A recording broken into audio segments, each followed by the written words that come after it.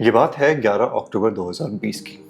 कोलकाता से 50 किलोमीटर की दूरी पर हुगली है। हुगली में कमालपाड़ा करके एक एरिया है। शाम के करीबन करीबन 7 बजे के आसपास का समय। रायरबेरा दुर्गा मंदिर के बाहर दो नवयुवक खड़े होकर बातचीत कर रहे थे। एक का नाम विष्णु, एक का नाम अनिर्बन। अचानक से मंदिर से कुछ मीटर की दूरी पर एक बाइक आके खड़ी होती है जिसपे दो लोग थे। बाइक जो लड़का चला रहा था उसका नाम था विशाल। बाइक के पीछे जो लड़का बैठा था उसका नाम था बिप्लब। दोनों ने मुंह पे गमछा बांधा हुआ था। बाइक वहां रुकने के पश्चात विशाल जो कि बाइक चला रहा था चिल्ला के इन दोनों लड़कों से पूछता है कि तुम दोनों में से विष्णु कौन है। अनिर्बन बिना कुछ सोचे समझे इमीडिएटली रिप्लाई करता है कि यही तो है विष्णु। विशाल विष्णु को अपनी तरफ आने का इशारा करता है और कहता है कि तुम्हारे ही प्रियंका से शादी होने वाली है ना। विष्णु उस आवाज को पहचानता था, पर अपने शक को यकीन में बदलने के लिए वो अपने कदम बाइक की तरफ बढ़ाता है। जैसे ही वो बाइक के थोड़े नजदीक पहुंचता है विशाल विप्लव को एक कॉनी मारता है। तो विशाल उससे कहता है कि तुम्हारी ही प्रियंका से शादी होने वाली है ना, प्रियंका तुमसे मिलना चाहती है, तुम हमारे साथ जल्दी से चलो। विष्णु ने तुरंत विप्लव का हाथ छिड़कते हुए, क्योंकि उसने उसका हाथ खींच के उसे बैठाने की कोशिश करी थी, उसे कहता है कि पहले तुम मुझे प्रियंका को कॉल करने दो।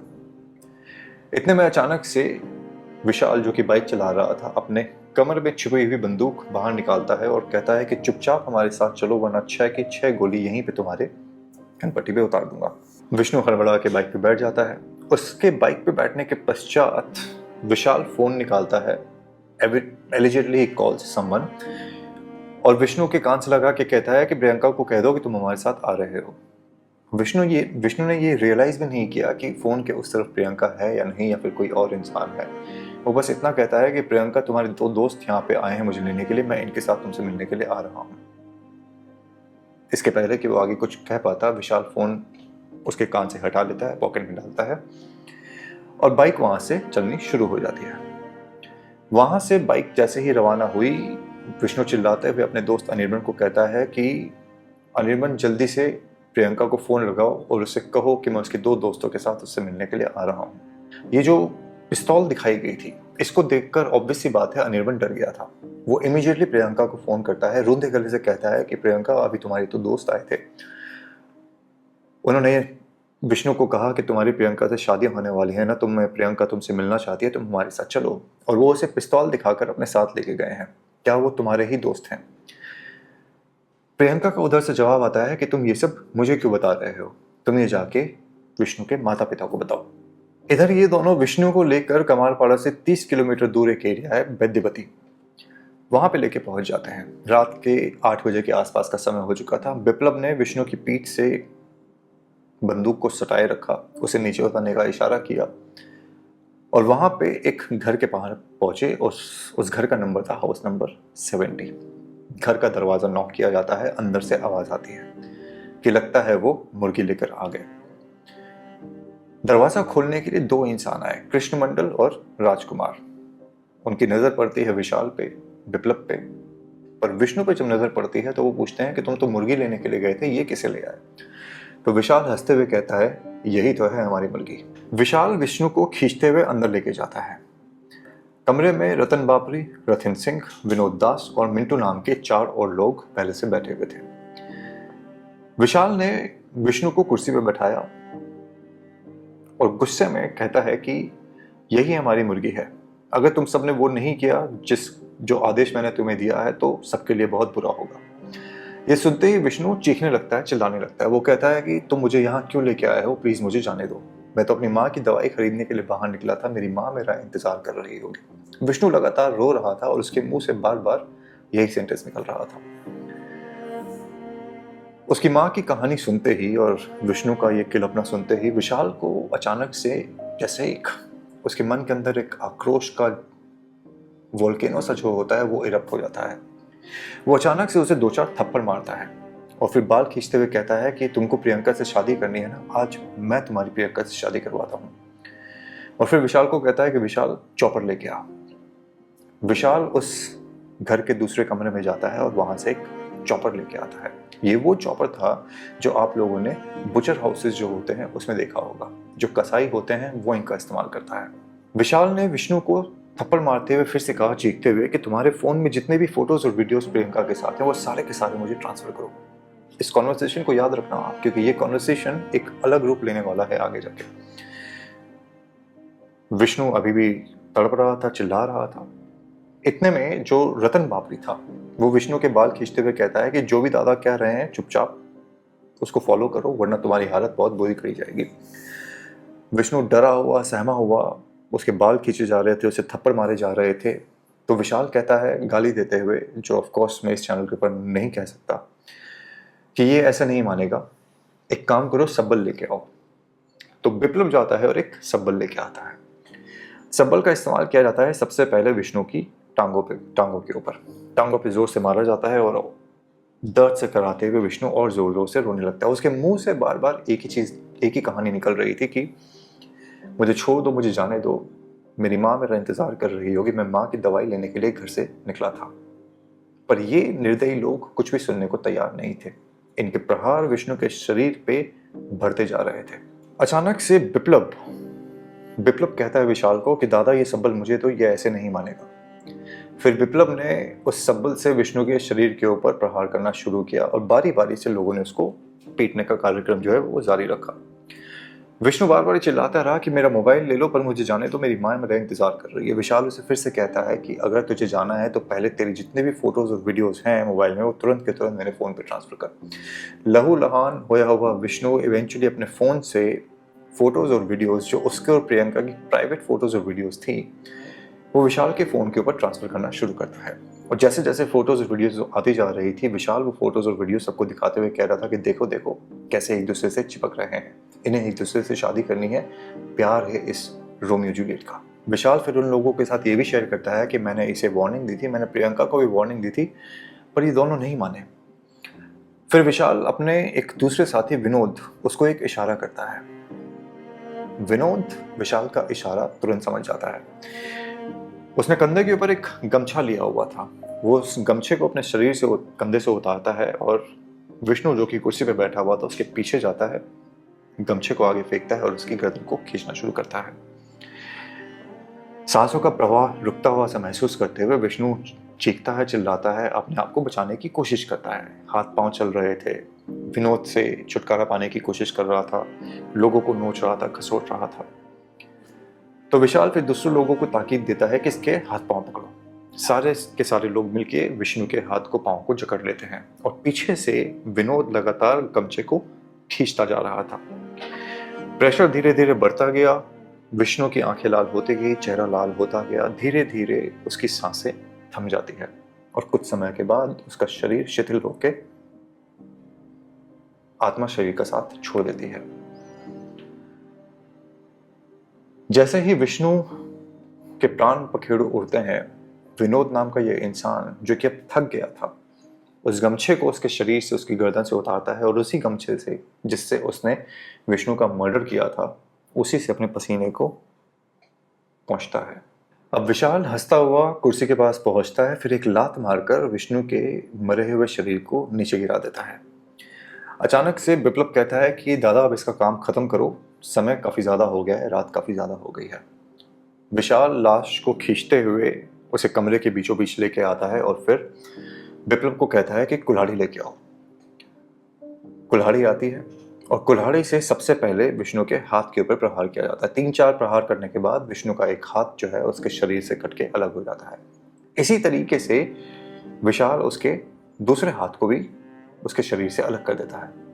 कुछ देर रुकता है, अपनी शर्ट के स्लीव्स को ऊपर करता है, अपने पसीनों को पोंछता है और फिर एक बारी विप्लव से कहता है कि इसकी जो वो फोटोज है वो मुझे फिर से दिखाओ। विप्लव उसे फोन में फिर से फोटोज और वीडियोस दिखाता है, जिसे देखकर विशाल को फिर से गुस्सा आता है और इस बारी वो मरे हुए इंसान को, जिसके हाथ काट दिए गए हैं, उसको लात मारते हुए गाली गलौज करना शुरू करता है। पर अपेरेंटली ही वाज टायर्ड, तो वो नीचे बैठते हुए कुल्हाड़ी को दूर फेंकते हुए अपने दूसरे साथियों से कहता है कि सारा का सारा काम मैं ही करूंगा क्या, काटो साले को। फिर ये लोग एक तलवार लेके आते हैं। तलवार से विष्णु के जांघ के ऊपर प्रहार किया जाता है। 3-4 बारी उसके जांघ पे प्रहार किया जाता है। मांस के लोथड़े उतर जाते हैं, खून चारों तरफ बह रहा था, रक्त रंजित फर्श हो चुका था। विशाल के कपड़े खून से सन्न थे, विप्लव के कपड़े खून से सन्न थे। टांग लेकिन अलग नहीं हो पा रही थी, उसमें स्ट्रगल चल रहा था। तो विशाल अपने साथियों को इंस्ट्रक्शन देता है कि कैसे उस टांग को शरीर से अलग किया जाना चाहिए। तो पहले दाईं टांग को काटने की कोशिश करी जा रही थी, तो दो लोग खड़े होते हैं विष्णु की बाईं टांग को उसके ऊपर प्रेशर देके, ताकि उसका शरीर हिले ना। और फिर हाथ से, जिस तरीके से महाभारत में आपने देखा होगा भीम ने जंगा फाड़ के दोनों दिशाओं में फेंकी थी राक्षस की, उसी तरीके से टांग खींचकर विष्णु की उसको उसके धड़ से अलग किया जाता है। इंसान की हैवानियत हर केस में जब हम बात करते हैं तो एक नए लेवल तक पहुंच जाती है, और वही इस केस में भी हुआ था। और इसी तरीके से उसके बाद शरीर का दूसरा टांग जो होता है उसको भी उसी तरीके से काटा जाता है। पहले प्रहार किया जाता है, मांस के लो थोड़े नीचे उतर जाते हैं, और फिर धड़ के ऊपर पांव रख के टांग को खींच के उसे धड़ से अलग किया जाता है। टांगों को अलग करने के पश्चात जब वो लोग सर की तरफ बढ़ने लगे तो विशाल चीखता है कि कोई भी इसे हाथ नहीं लगाएगा, इसके ऊपर आखिरी प्रहार तो मैं ही करूंगा, ये मेरी मुर्गी है। ये इस इंसान की वहशियत थी। वो तलवार लेता है और विष्णु के गर्दन के ऊपर प्रहार करना शुरू करता है। 3-4 प्रहार होते ही गर्दन सर से अलग हो जाती है। पर विशाल का पागलपन, उसका जुनून यहाँ तक रुका नहीं था। वो उस कटी हुई गर्दन को उठाता है, बाल से पकड़ के दांत पीसते हुए 4-5 थप्पड़ मारता है। मरे हुए इंसान के कटे हुए सर को थप्पड़ मारता है और कहता है कि तुझे प्रियंका से शादी करनी है ना, ले कर ले शादी। और कहते हुए वो उस कटे हुए सर को दूर दीवार के ऊपर मारता है। ऑफ कोर्स उसकी वजह से खून घर में चारों तरफ और फैल जाता है। फर्श के ऊपर, दीवारों के ऊपर, चारों तरफ खून ही खून। हर इंसान के कपड़े खून से लाल हो चुके थे। ये जो वहशियत का ये दौर चल रहा था उसमें ये सारे के सारे लड़के जिनकी उम्र ज्यादा नहीं थी, इन सबको मजा आ रहा था, और एवरीवन वाज इक्वली पार्टिसिपेटिंग। कोई भी इंसान, किसी का रोल कम या ज्यादा नहीं था, हर कोई इक्वली उसी वहशियत के साथ इस कत्ल को अंजाम दे रहा था जिस वहशियत का विशाल ने सबसे पहले नमूना देना शुरू किया था। सर को दूर फेंकने के बाद विशाल फिर से विप्लव की तरफ मुड़ता है और कहता है कि अब घोष को फोन लगाओ। घोष को फोन लगाया जाता है, उसे बुलाया जाता है। फिर विशाल मिंटू की तरफ घूमता है और उसे कहता है कि मिंटू, तुम्हें अपना काम याद है ना। अब सवाल यह है कि आखिरकार विशाल ने अपने साथियों के साथ विष्णु का कत्ल क्यों किया। विशाल का आखिरकार प्रियंका के साथ रिश्ता क्या था। आखिर ऐसी क्या नफरत थी विशाल को विष्णु से कि वो उसके कटे हुए सर को हाथ में लेकर उसे थप्पड़ मार रहा था और इसे इधर उधर फेंक रहा था। आखिरकार विष्णु के कटे हुए शरीर के टुकड़ों का इन्होंने क्या किया। सभी विष्णु के मोबाइल में प्रियंका की कौन सी फोटोज वीडियोस थे जो देख रहे थे। और सबसे इंपॉर्टेंट सवाल, आखिरकार ये इंसान मिंटू कौन था जिसे विष्णु ने ये कहा था कि तुम्हें अपना काम याद है ना। ये कुछ ऐसे सवाल है जो इस हत्याकांड के बाद उत्पन्न हुए और इनके आंसर्स ढूंढे गए। इसकी बैक स्टोरी क्या है इस वीडियो में आपके साथ शेयर करूंगा मैं। इस केस को किस तरीके से सॉल्व किया गया उसके बारे में भी बात करेंगे, और किस तरीके से एक ऐसा ट्विस्ट है इस स्टोरी के अंदर जहां पे एक बहन अपने भाई के सेक्स के वीडियोस बना रही थी उसके गर्लफ्रेंड के साथ। ये सारी की सारी इंफॉर्मेशन शेयर करूंगा मैं आपके साथ, because this video is about the dark secrets of the murder of Vishnu, a 24-year-old guy from Hooghly, West Bengal.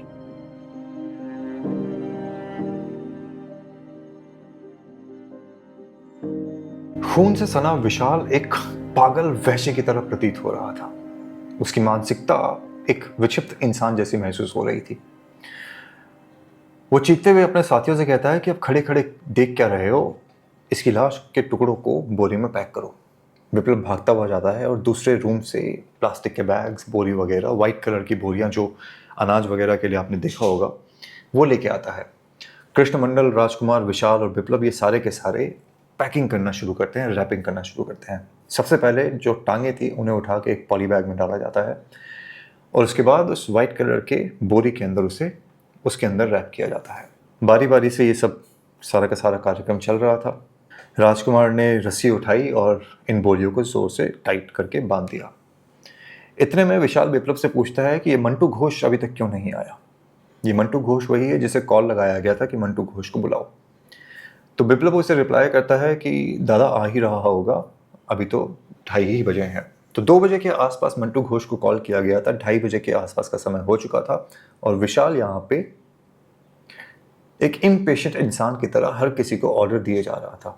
आश्चर्य की बात यह है कि सारे के सारे लोग ऑर्डर को फॉलो भी कर रहे थे और सवाल यहाँ पे ये भी उठता है कि आखिरकार एक 23-24 साल के लड़के का मर्डर करने के लिए ये सारे के सारे लोग इसका साथ क्यों दे रहे थे? ऐसा कौन सा प्रलोभन था जिसकी वजह से कि ये सारे के सारे लोग एक निर्मम हत्याकांड को अंजाम देने के लिए तैयार थे और एक अदने से इंसान से इस तरीके से ऑर्डर ले रहे थे। बहरहाल जिस तरीके से शरीर के पहले हिस्से पैक किए गए थे, बाकी हिस्सों को भी पैक किया जाता है। धड़ और सर अभी भी पैक करना बाकी था। उनकी रैपिंग करी जाती है, but then these people realise कि इन बोरियों से खून बाहर निकल रहा है, रीस रहा है। बट लकीली इन्होंने शॉपिंग थोड़ी एक्स्ट्रा करी थी, तो ये और पॉली बैग्स लेके आते हैं, बोरी लेके आते हैं। 3-4 लेयर्स बनाई जाती हैं ताकि खून बाहर ना निकले और जोर से रस्सी बांध के सबको टाइट कर दिया जाता है। रूम के बीचों बीच में अब धड़ पड़ा था और जो कटा हुआ सर था वो रखा हुआ था। बिप्लब के द्वारा और विनोद वगैरह के द्वारा धड़ को भी पैक किया जाता है। अचानक से विशाल एक नया ऑर्डर देता है कि सर लेकर आओ। सर अभी तक काला पड़ चुका था, चारों तरफ फर्श के ऊपर खून के थक्के जमे हुए थे, दीवारें खून से रक्त रंजित हो चुकी थी। उस सर को उसे दिया जाता है। विशाल फिर से अपने फ़ोन में कुछ फोटोज़ और वीडियोस देखता है और गुस्से में उस कटे हुए सर को जो काला पड़ चुका है उसे फिर से थप्पड़ मारते हुए कहता है कि तुझे प्रियंका से शादी करनी थी ना, तुझे मेरी गर्लफ्रेंड से शादी करनी थी ना, समझाया था मैंने तुझे, लिख कर ले शादी। विशाल से दुश्मनी करने का अंजाम यही होता है। और ये कहते हुए वो फिर से दांत पीसते हुए विष्णु के उस कटे हुए सर को फिर से 3-4 थप्पड़ मारता है और उसे नीचे फेंकते हुए कहता है इसे भी पैक कर दो। तभी दरवाजे पर अचानक से एक दस्तक होती है। दरवाज़ा खोला जाता है तो सामने जो इंसान था उसका नाम था मंटू घोष। मंटू घोष को देखकर विशाल खुश हो जाता है और कहता है कि आ गए घोष, मेरे पास तुम्हारे लिए एक काम है। मंटू घोष की नज़र पड़ती है फर्श के ऊपर और दीवारों के ऊपर जिस पे चारों तरफ खून फैला हुआ था। End of course he noticed कि सारे के सारे लड़कों के कपड़ों के ऊपर भी खून जो है पूरी तरीके से बिखरा हुआ था। फिर विशाल कहता है 1-2 बोरियों की तरफ इशारे करके कि इन्हें लेकर जाओ अपने साइकिल पे और शेवराफुली के पास एक तालाब है, इसे वहाँ पे फेंक दो। तो मंटू घोष उससे पूछता है कि दादा इन बोरियों में क्या है? तो विशाल जवाब देता है कि तुम्हें इससे क्या लेना देना, चुपचाप जाओ और इसे फेंक कर आओ। अब चूंकि मंटू घोष साइकिल पे था तो वो एक समय में सिर्फ एक ही बोरी लेके जा सकता था, तो वो एक बोरी को अपने साइकिल के कैरियर पे डालता है पीछे, उसे रैप करता है, पैक करता है रस्सी से और शेवराफुली के पास जो तालाब था उसकी तरफ निकल जाता है। तालाब के पास पहुंचने के पश्चात मंटू घोष चारों तरफ चौकन्नी नज़रों से देखता है कि कहीं कोई उसे देख तो नहीं रहा, कोई गवाह ना हो जाए, कोई विटनेस ना हो जाए। जब उसे इस बात का यकीन हो जाता है कि किसी की भी नज़र वहाँ पे नहीं है, कोई इंसान वहाँ पे मौजूद नहीं है, तो वो उस बोरी को उठाकर तालाब में फेंक देता है। मंटू घोष फिर दोबारा आता है। फिर जो दूसरी बोरी का पैकेट था जिसके अंदर शरीर के दूसरे पार्ट थे उसे दिया जाता है वापस से शेराफुली के पास उसी तालाब में फेंकने के लिए। तो मंटू घोष बेसिकली 2 राउंड लगाता है। शरीर का धड़ जिस पैकेट में पैक था, ये विनोद और प्रामाणिक को कहता है कि इसे तुम अपनी मोटरसाइकिल पे लेके जाओ, शेराफुली के पास जो दूसरा तालाब है इसे वहाँ फेंक दो। तो ये लोग भी वहाँ से निकलते हैं और शेराफुली के पास जो दूसरा तालाब था वहाँ जाके पूरी शक्ति लगा के उसे तालाब के बीच में फेंक देते हैं।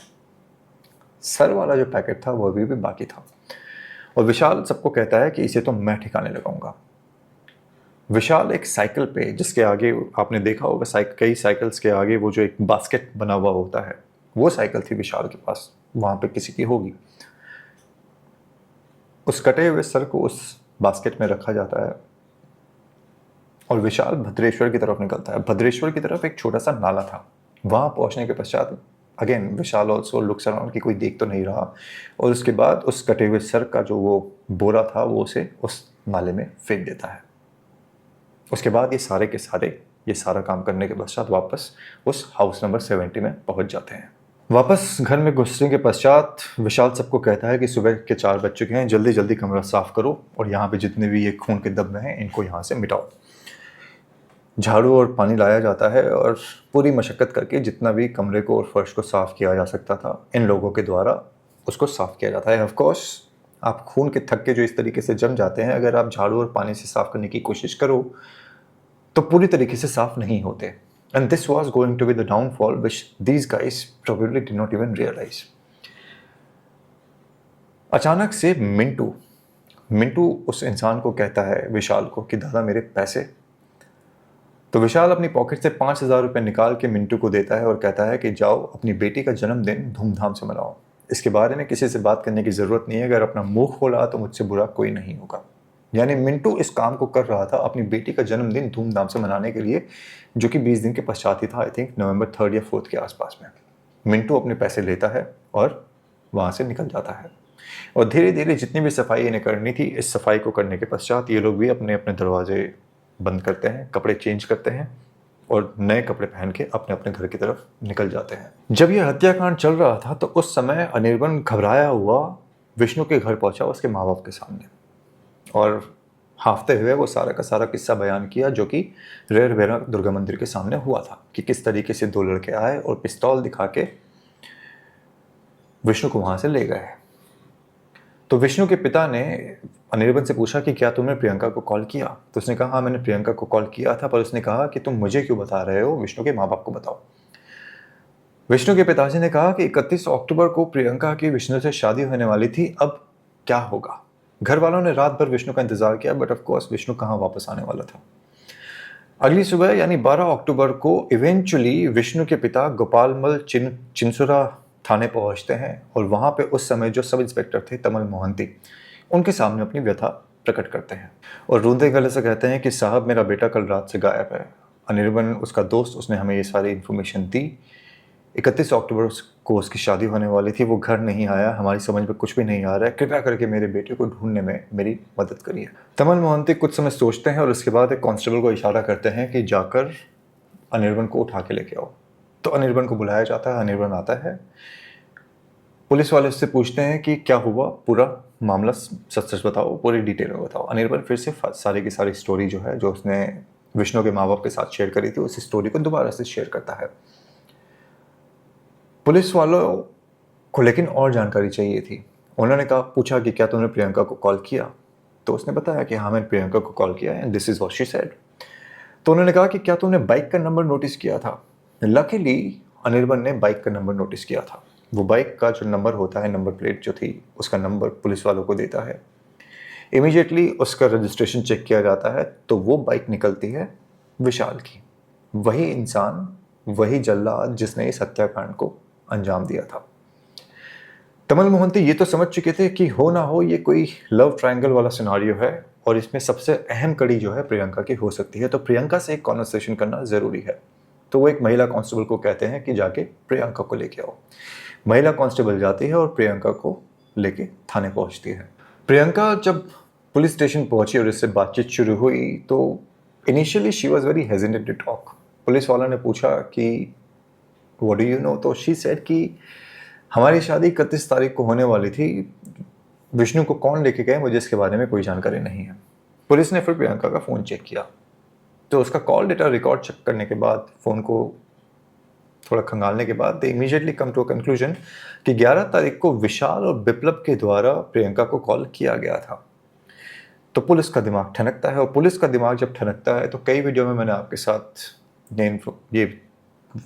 ये वाक्य कहा है कि जब पुलिस वाले पूछते हैं एवरीवन स्पीक्स, तो प्रियंका के सामने पुलिस वालों ने जब थोड़ा एग्रेसिवनेस दिखाया तो even Priyanka spoke.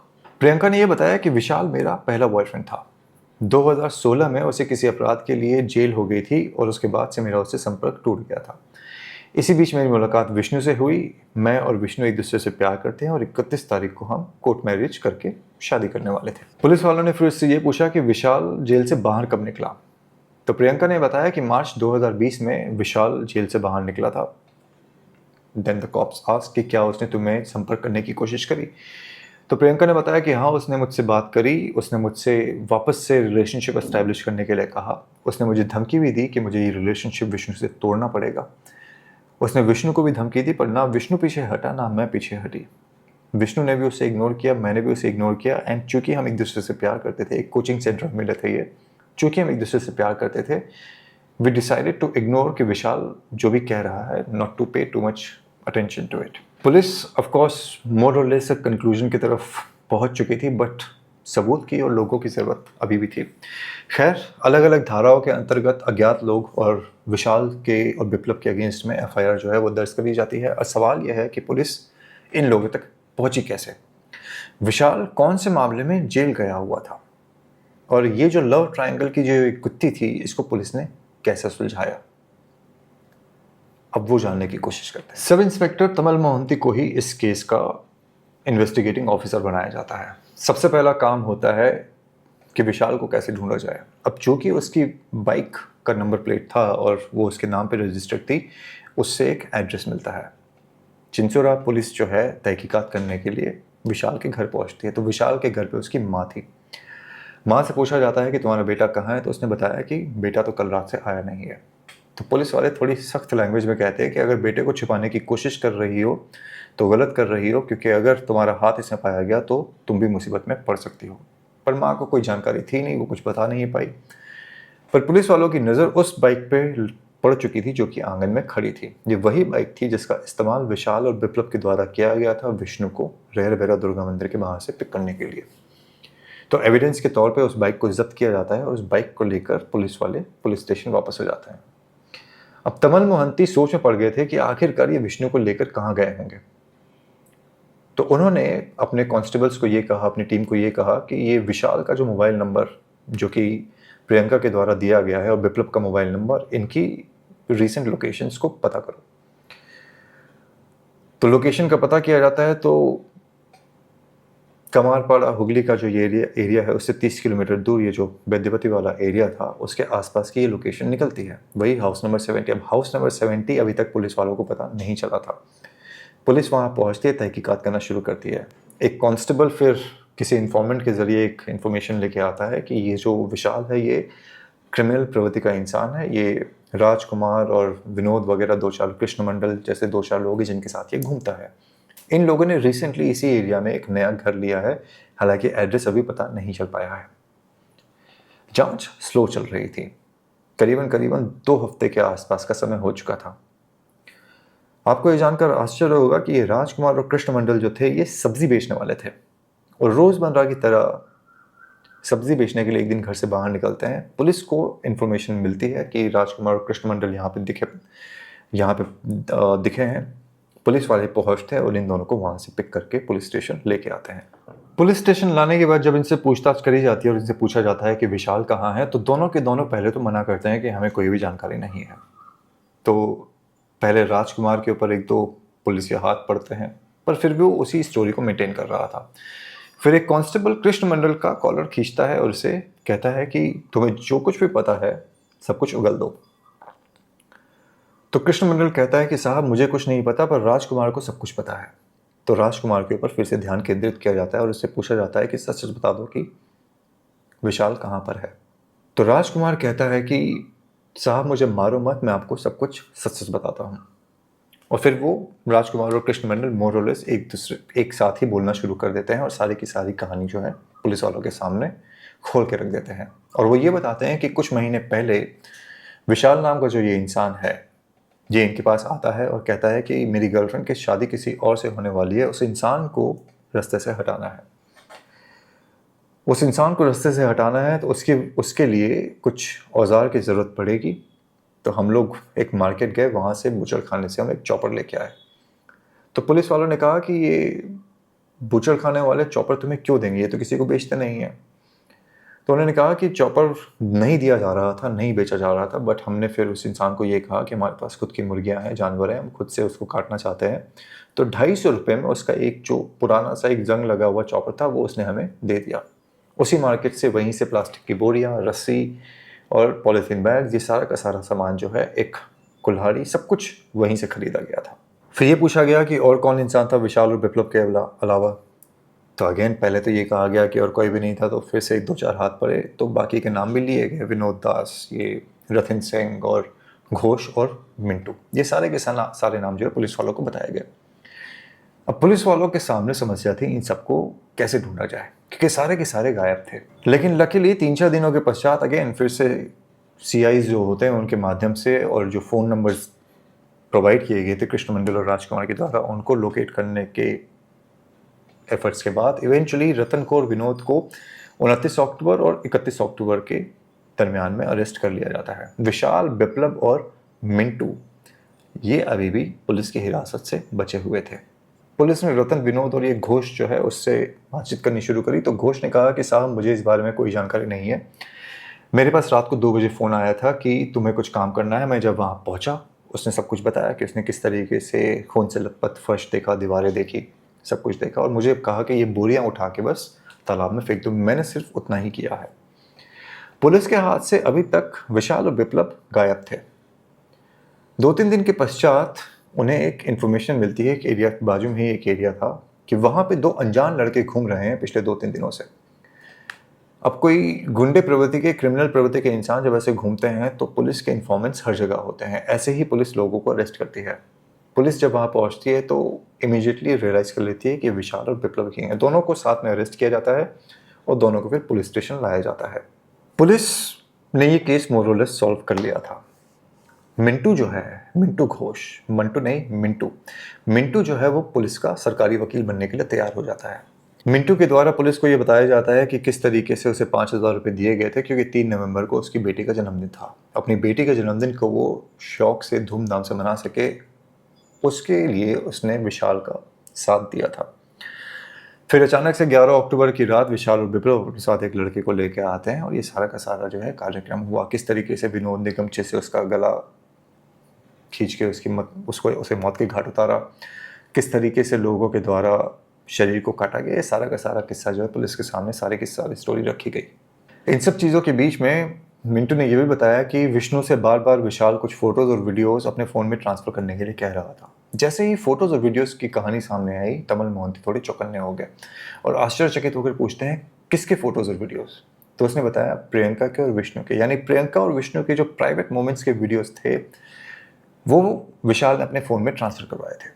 Now, frankly speaking, I have never understood this fantasy of girlfriends and boyfriends, husband and wife, mistress और lovers जो भी होते हैं कि अपने प्राइवेट मोमेंट्स को इस तरीके से डिवाइसेस में कैप्चर करने का, बिकॉज उसका बेनिफिट कुछ भी नहीं होता है। अगर भूल चुक से किसी के हाथ फ़ोन लग जाए, डेटा कहीं पर हैक हो जाए, as it is everything that goes on cloud or on your phone is accessible by anyone and everyone throughout the service providers. तो ऐसा क्यों किया जाता है ये मेरे आज तक समझ में नहीं आया।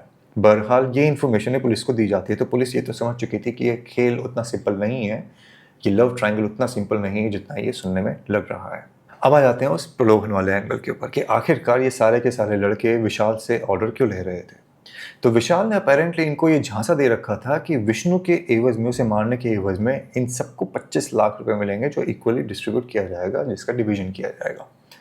तो ये 5-6 लोग जितने भी थे इनको ये लग रहा था कि 25 लाख रुपए आने वाले हैं और हमारी ज़िंदगी जो है बदलने वाली थी। कुछ पैसों के लालच में इन सब ने मिल के एक निर्दोष युवक की, नवयुवक की निर्मम तरीके से हत्या कर दी। अब सवाल ये भी है कि आखिरकार ये 25 लाख रुपए विशाल कहाँ से लाने वाला था। उसमें भी एक ट्विस्ट है। विशाल और बिप्लब की निशानदेही पे उन तालाबों से और नालों से विष्णु की लाश को बरामद किया गया और उसके पिता के डीएनए के मैच के पश्चात इस बात को सुनिश्चित किया गया कि ये बॉडी पार्ट्स जो हैं विष्णु के ही हैं। 21 जनवरी 2021 को कोर्ट के अंदर एक चार्जशीट फाइल करी जाती है और जिसमें इन सारे लोगों को गुनाहगार, इनके ऊपर एलिगेशंस लगा के इनको कोर्ट में प्रस्तुत किया जाता है। मिंटू सरकारी वकील बन चुका था।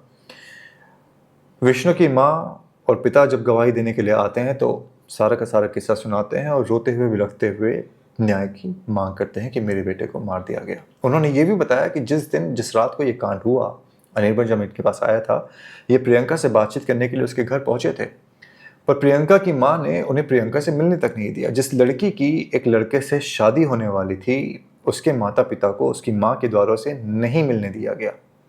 उसका कारण क्या था, अभी जो ट्विस्ट है जिसके बारे में मैं आपको लगातार कह रहा हूँ, उस ट्विस्ट के साथ आपको पता चल जाएगा कि कहानी के पीछे कौन सी कहानी चल रही थी। तो ये बताया गया कि हमें नहीं मिलने दिया गया और उसके बाद अगले दिन किस तरीके से सारी की सारी जो है कार्रवाई जो है वो शुरू हुई थी। फिर इवेंचुअली आती है प्रियंका गवाही देने के लिए। कोर्ट में जैसे ही वो विशाल और बिप्लब को देखती है, डर सी जाती है, सहम सी जाती है, पर उसे आश्वासन दिया जाता है कि जो भी है तुम खुल के बताओ, कि तुम्हारा और विशाल का क्या रिश्ता है। तो अपेरेंटली प्रियंका ने बताया कोर्ट को कि विशाल को वो बचपन से जानती थी। उसकी बुआ के घर के पास विशाल की एक बहन का घर था जिसका नाम था पाखी, जो कि उसकी बड़ी बहन थी। वहीं पे इनकी मुलाकात होती थी।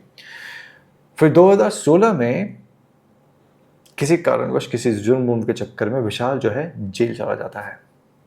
जेल जाने के पश्चात 2020 में वो बाहर निकलता है, जो मैंने आपको बताया। यहां पे कहानी एक अलग मोड़ लेती है।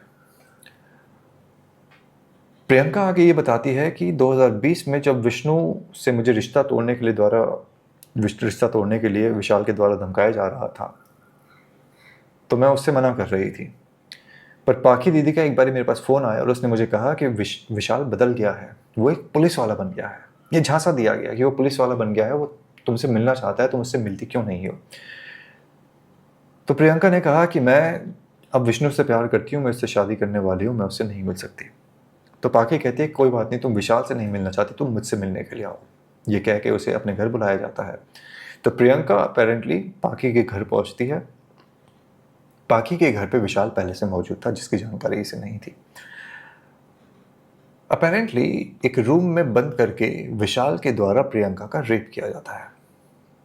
और जब उसका रेप किया जा रहा था, उस सेक्सुअल इंटरकोर्स का ये जो एनकाउंटर चल रहा था, उसको पाखी के द्वारा मोबाइल पे रिकॉर्ड किया जा रहा था। ये प्रियंका का बयान है।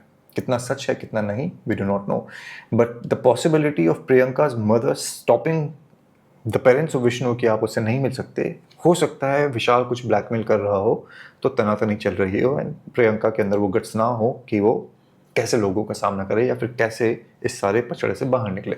It could be a possibility, but दाद देनी पड़ेगी उस बहन को जो एक रेप को वीडियो रिकॉर्ड कर रही थी, और दाद देनी पड़ेगी उस भाई को जिसने एक बहन की मौजूदगी में ना सिर्फ अपने कपड़े उतारे बल्कि एक दूसरी लड़की के कपड़े उतार के उसका बलात्कार किया।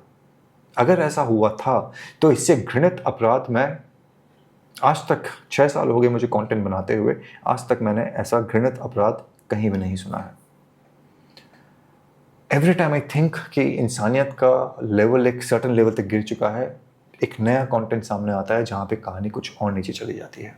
पाखी के द्वारा एक ऐसा सेक्स वीडियो क्रिएट किया गया जो किसी भी बहन को, किसी भी भाई को शर्मसार करने के लिए पर्याप्त है। बहरहाल ये सारी की सारी गवाही दी जाती है और डिफेंस के द्वारा विशाल और विप्लव वगैरह के लिए ये कहा जाता है कि चूंकि इनकी उम्र कम है, इनके साथ थोड़ी मर्सी दिखाई जाए, दया दिखाई जाए, इन्हें सज़ा कम दी जाए क्योंकि इनका रिहेबिलिटेशन हो सकता है। They should be given a second chance, and frankly speaking second chance मिलने चाहिए लोगों को, बट ऐसे लोगों को नहीं। और यही कोर्ट ने भी डिसाइड किया। कोर्ट ने ये कहा this is one of the rarest of rare cases, और यहाँ पे कुछ लोग जिनकी मानसिकता ऐसी होती है कि जिनको किसी भी तरीके से रिहेबिलिटेट नहीं किया जा सकता और किसी भी तरीके से समाज में उनको दोबारा से इंट्रोड्यूस नहीं किया जा सकता। इस बात की कोई गारंटी नहीं है कि ये लोग दोबारा से ऐसा कार्य नहीं करेंगे, और इस बात की कोई गारंटी नहीं है कि दोबारा से किसी लड़की का रेप या किसी लड़के का कत्ल नहीं करेंगे। ऐसी मानसिकता वाले इंसान बदलते नहीं हैं। ये कोर्ट का फैसला था, एंड उसी को ध्यान में रखते हुए मिंटू को, जो कि सरकारी गवाह बन चुका था, उसे बाइज्जत बरी कर दिया जाता है, इम्यूनिटी मिल जाती है। 3-4 जो दूसरे लोग थे, गुर्गे जो थे, उन्हें जेल की सज़ा सुनाई जाती है। विशाल और विप्लव को लेकिन मौत की सज़ा सुनाई जाती है। ये 2021 में हुआ था और आज चल रहा है 2026। हमारा judicial system as it is, obvious सी बात है, अपील्स पे अपील्स चल रही हैं, और अभी इस समय ये कोलकाता हाई कोर्ट के अंदर ये केस जो है लामबंद है। इसका डिसीजन कब लिया जाएगा, कब नहीं लिया जाएगा, कब इसे सॉल्व कर दिया जाएगा, we do not know, but एक परिवार जस्टिस के लिए आज तक इंतजार कर रहा है। क्या एक बहन ऐसा वीडियो बना सकती है? I can't even imagine it. क्या एक भाई एक बहन के सामने ऐसा कृत्य कर सकता है? I can't even imagine about it. But then again, imagine हम बहुत सी चीज़ें नहीं करते, बट बहुत सी चीज़ें इंसान आजकल ऐसा कर रहा है which are beyond our acceptance level. ये विष्णु की कहानी थी, और ऐसे कई विष्णु की कहानियां हैं जो आगे भी मैं आपके सामने लाता रहूँगा, और ऐसे कई फैमिलीज हैं जिनको एक्सपोज करते रहेंगे। अगर आपका कोई भी विचार है इन लोगों से रिलेटेड या सोसाइटी या जुडिशरी से related, please do comment, share the video as much as you can. और अगर आप पहली बार चैनल पर जुड़े हैं, you can subscribe to the channel if you think that we are making decent content. बाकी मर्जी ऑफ कोर्स आपकी है। इस वीडियो को यहीं समाप्त करते हैं। आज समय देने के लिए धन्यवाद। अगले वीडियो में आपसे जल्द मुलाकात होगी। जय श्री राम, हर हर महादेव। ध्यान रखना।